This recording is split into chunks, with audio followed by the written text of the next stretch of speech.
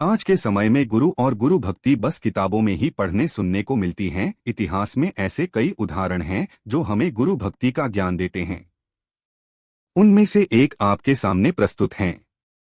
राजा जन्मेजय की नगरी में अयोध्या नामक प्रसिद्ध गुरु का आश्रम था। इनका एक सबसे उत्तम शिष्य था आरुणि। आरुणि की गुरु भक्ति इतिहास के पन्नों में गुंजायमान है। घटना कुछ ऐसी है। एक बार गांव के पार मेड़ में दरार बन जाती है। इससे पानी रिस रिस खेतों में आने लगता है, जिसे रोकना बहुत जरूरी हो जाता है, क्योंकि ऐसा न करने पर खेतों में पानी घुसने का खतरा था। जब यह बात आश्रम तक पहुंची तब गुरु अयोध्या को गांव की फसलों की चिंता होने लगती है। तब वे अपने शिष्य आरुणि को अपने पास बुलाते हैं, समस्या के बारे में विस्तार से बताते हैं और आदेश देते हैं। पुत्र आरुणि, इसी समय जाकर मेड़ से बहते पानी का कोई उपचार करो, वरना पानी का बहाव बढ़ते ही मेड़ टूट भी सकता है, और अगर ऐसा होता है वो सारी फसलें नष्ट हो जाएंगी। गुरु की आज्ञा पाते ही आरुणि बिना कुछ सोचे अपने कार्य को पूरा करने लक्ष्य की तरफ चल पड़ता है। गांव में पहुंचने पर आरुणि पूरी स्थिति समझता है और कई प्रकार से मेड़ से बहते पानी को रोकने का प्रयास करता है, लेकिन पानी का बहाव अधिक होने पर दरार में लगी कोई भी सामग्री टिक नहीं पाती और पानी तेजी से खेतों के आने लगता है। तब आरुणि विचार करता है और उस मेड़ की दरार पर स्वयं लेट जाता है। उसके ऐसा करते ही पानी खेतों में जाने से रुक जाता है। पानी बहुत ठंडा होने के कारण आरुणि को कंपन महसूस होने लगता है, लेकिन उसके लिए गुरु का आदेश सर्वोपरि है। वो कितनी भी तकलीफ सह लेगा पर गुरु के आदेश की अवहेलना नहीं करेगा। आरुणि इसी तरह से सुबह से शाम तक मेड़ पर लेटा रहता है और पानी से खेतों की फसलों को बचाता है और पूरी श्रद्धा से अपने गुरु के आदेश का पालन करता है। उधर आश्रम में गुरु अयोध्या में बहुत चिंतित हैं। संध्या होने को है और आरुणि की कोई खबर नहीं। अब तक तो आरुणि को घर आ जाना था। इन्हीं सब विचारों से घिरे अयोध्या में सोच में बैठे हैं। तब ही दूसरे शिष्य गुरु अयोध्या में के पास जाकर चिंता का कारण पूछते हैं। तब गुरु जी कहते हैं, पुत्रों, मैंने सुबह आरुणि को मेड़ की दरार भरकर खेतों को पानी से बचाने के लिए भेजा था। उस बात को बहुत समय हो गया। अब तक तो आरुणि को आश्रम आ जाना चाहिए था। वो संध्या की प्रार्थना कभी नहीं छोड़ता। आज पहली बार वो उसमें उपस्थित नहीं हुआ। कहीं कोई चिंता का विषय तो नहीं है? आरुणि किसी बड़ी परेशानी में तो नहीं? सभी चिंतित होकर मेड़ तक जाकर देखने का निर्णय लेते हैं। गुरु अयोध्या में एवं कुछ शिष्य आरुणि को देखने आश्रम से निकल पड़ते हैं। मेड़ के पास पहुंचकर गुरु अयोध्या में जोर जोर से आरुणि को पुकारते हैं।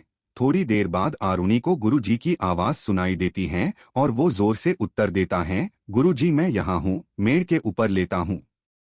सभी आरुणि की तरफ भागते हुए आते हैं और गुरु अयोध्या में जल्दी से आरुणि को खड़ा करते हैं और सभी शिष्य मिलकर दरार को भरते हैं। गुरु जी आरुणि से पूछते हैं, पुत्र, तुम इतनी भीषण ठंड में इस तरह पानी पर क्यों लेटे थे?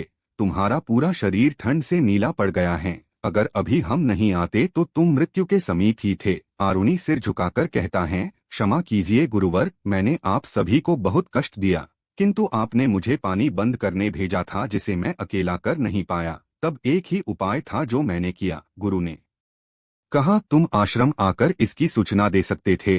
अपने प्राणों को इस तरह से संकट में क्यों डाला? तब आरुणि कहता है, हे गुरुवर, आपका आदेश मेरे लिए सर्वोपरि है। आपकी चिंता मेरे लिए सबसे बड़ी है। अगर मैं आश्रम आता तो फसल का कई हिस्सा बर्बाद हो गया होता और यह जानकर आपको बहुत दुहक होता, और मेरे कारण आपको मिला दुहक मेरे लिए मृत्यु के समान ही है। इसलिए मैंने मेड़ पर लेटकर पानी को रोकने का निर्णय लिया। आरुणि की ऐसी निष्ठा देख गुरु अयोध्या में को गर्व महसूस होता है और वो आरुणि को आशीर्वाद देते हैं।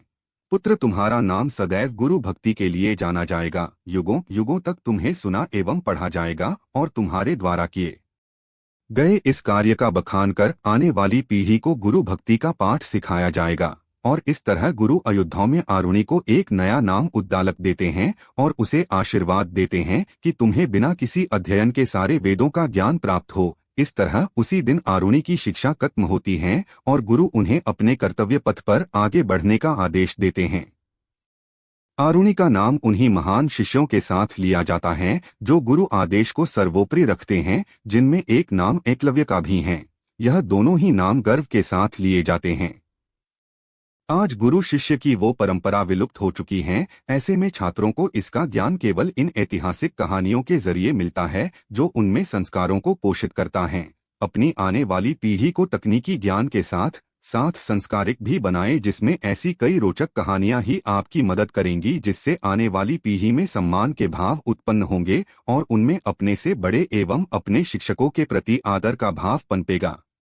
अपने बच्चों को पर्याप्त समय दे, उन्हें कहानियां सुनाएं, क्योंकि यही एक ऐसी कला है जिसके जरिए आप अपने बच्चों को व्यवहारिक ज्ञान दे सकते हैं और अपना मूल्यवान समय भी, साथ ही उनके ज्ञान को भी बढ़ा सकते हैं।